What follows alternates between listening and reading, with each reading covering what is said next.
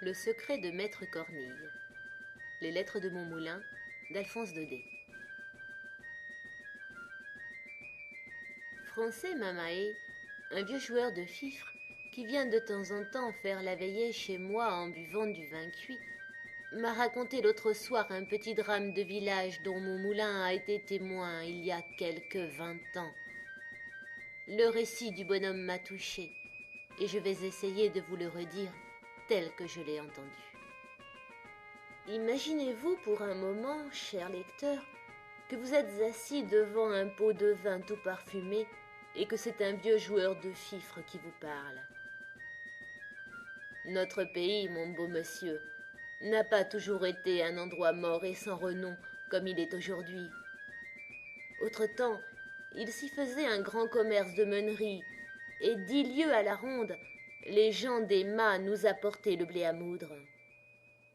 Tout autour du village, les collines étaient couvertes de moulins à vent.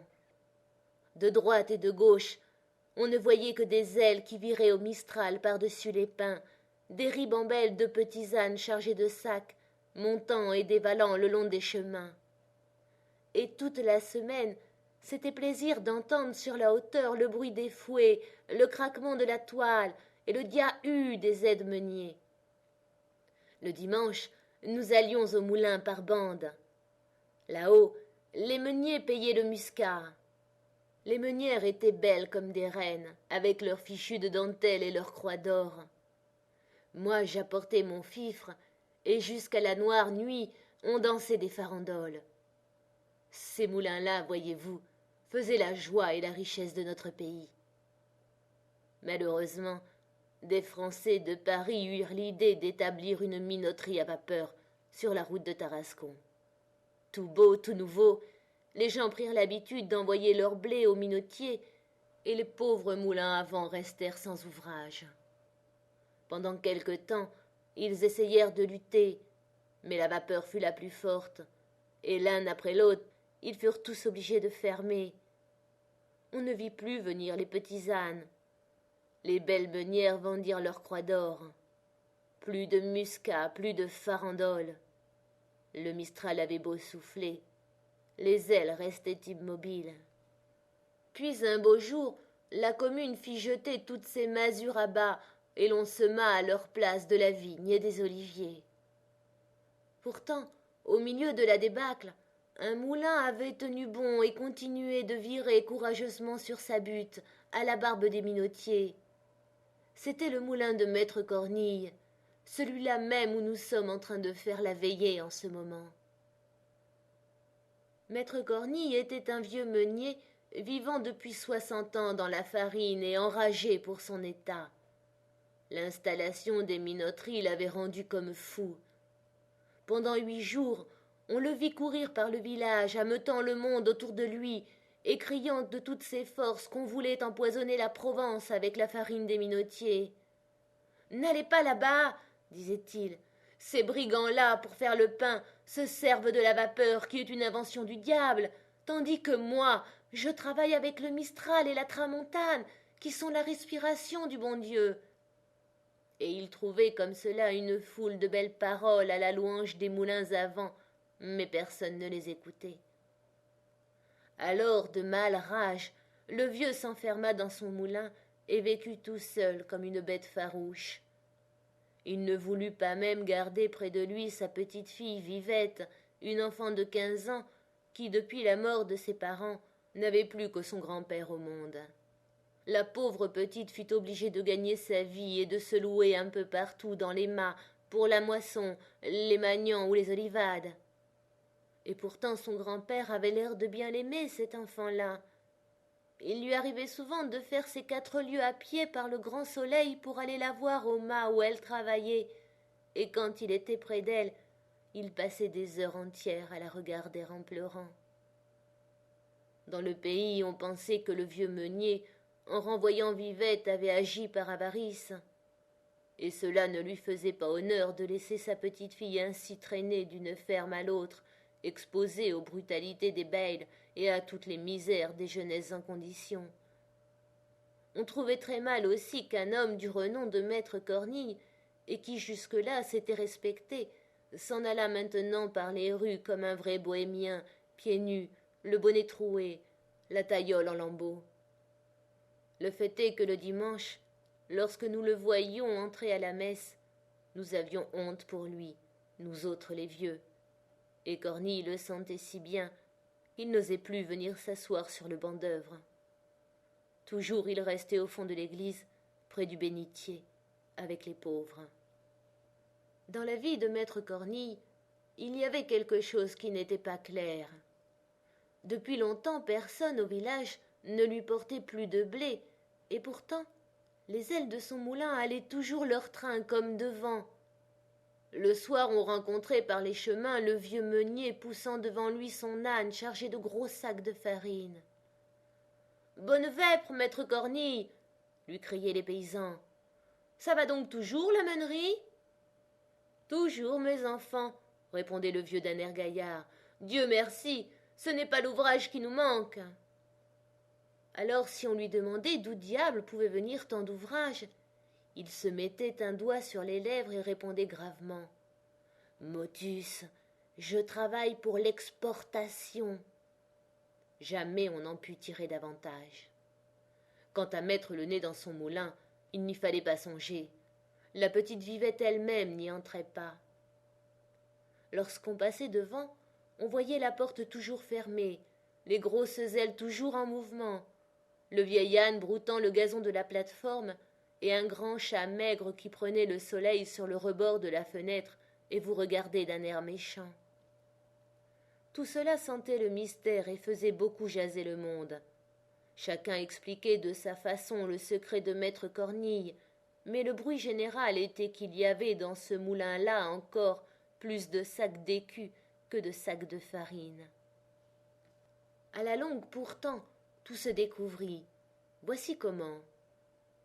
En faisant danser la jeunesse avec mon fifre, je m'aperçus un beau jour que l'aîné de mes garçons et la petite Vivette s'étaient rendus amoureux l'un de l'autre. Au fond, je n'en fus pas fâché, parce qu'après tout, le nom de Cornille était un honneur chez nous, et puis ce joli petit passereau de Vivette m'aurait fait plaisir à voir trotter dans ma maison. Seulement, comme nos amoureux avaient souvent occasion d'être ensemble, je voulus, de peur d'accident, régler l'affaire tout de suite, et je montai jusqu'au moulin pour en toucher 2 mots au grand-père. Ah, le vieux sorcier! Il faut voir de quelle manière il me reçut. Impossible de lui faire ouvrir sa porte. Je lui expliquai mes raisons tant bien que mal à travers le trou de la serrure. Et tout le temps que je parlais, il y avait ce coquin de chat maigre qui soufflait comme un diable au-dessus de ma tête. Le vieux ne me donna pas le temps de finir et me cria fort malhonnêtement de retourner à ma flûte, que si j'étais pressé de marier mon garçon, je pouvais bien aller chercher les filles à la minoterie. Pensez que le sang me montait d'entendre ces mauvaises paroles, mais j'eus tout de même assez de sagesse pour me contenir, et laissant ce vieux fou à sa meule, je revins annoncer aux enfants ma déconvenue. Ces pauvres agneaux ne pouvaient pas y croire. Ils me demandèrent comme une grâce de monter tous 2 ensemble au moulin pour parler au grand-père. Je n'eus pas le courage de refuser, et les voilà partis, mes amoureux. Tout juste comme ils arrivaient là-haut, maître Cornille venait de sortir. La porte était fermée à double tour, mais le vieux bonhomme, en partant, avait laissé son échelle dehors, et tout de suite l'idée vint aux enfants d'entrer par la fenêtre, voir un peu ce qu'il y avait dans ce fameux moulin. Chose singulière, la chambre de la meule était vide. Pas un sac, pas un grain de blé, pas la moindre farine au mur ni sur les toiles d'araignée. On ne sentait pas même cette bonne odeur chaude de froment écrasé qui embaume dans les moulins. L'arbre de couche était couvert de poussière et le grand chat maigre dormait dessus. La pièce du bas avait le même air de misère et d'abandon. Un mauvais lit, quelques guenilles, un morceau de pain sur une marche d'escalier, et puis dans un coin, 3 ou 4 sacs crevés d'où coulaient des gravats et de la terre blanche. C'était là le secret de maître Cornille. C'était ce plâtras qu'il promenait le soir par les routes pour sauver l'honneur du moulin et faire croire qu'on y faisait de la farine. Pauvre moulin, pauvre cornille. Depuis longtemps les minotiers leur avaient enlevé leur dernière pratique. Les ailes viraient toujours, mais la meule tournait à vide. Les enfants revinrent tout en larmes me conter ce qu'ils avaient vu. J'eus le cœur crevé de les entendre. Sans perdre une minute, je courus chez les voisins. Je leur dis la chose en 2 mots, et nous convînmes qu'il fallait sur l'heure porter au moulin Cornille tout ce qu'il y avait de froment dans les maisons. Sitôt dit, sitôt fait. Tout le village se met en route, et nous arrivons là-haut avec une procession d'ânes chargés de blé, du vrai blé celui-là. Le moulin était grand ouvert. Devant la porte, maître Cornille, assis sur un sac de plâtre, pleurait, la tête dans ses mains. Il venait de s'apercevoir en rentrant que pendant son absence on avait pénétré chez lui et surpris son triste secret. « Pauvre de moi, disait-il, maintenant je n'ai plus qu'à mourir. Le moulin est déshonoré. » Et il sanglotait à fendre l'âme, appelant son moulin par toutes sortes de noms, lui parlant comme à une personne véritable. À ce moment, les ânes arrivent sur la plate-forme, et nous nous mettons tous à crier bien fort comme au beau temps des meuniers. « Ohé, du moulin! Ohé, maître Cornille !» Et voilà les sacs qui s'entassent devant la porte et le beau grain roux qui se répand par terre de tous côtés. Maître Cornille ouvrait de grands yeux. Il avait pris du blé dans le creux de sa vieille main et il disait, riant et pleurant à la fois, « C'est du blé, Seigneur Dieu, du bon blé! Laissez-moi que je le regarde !» Puis se tournant vers nous, « Ah, je savais bien que vous me reviendrez.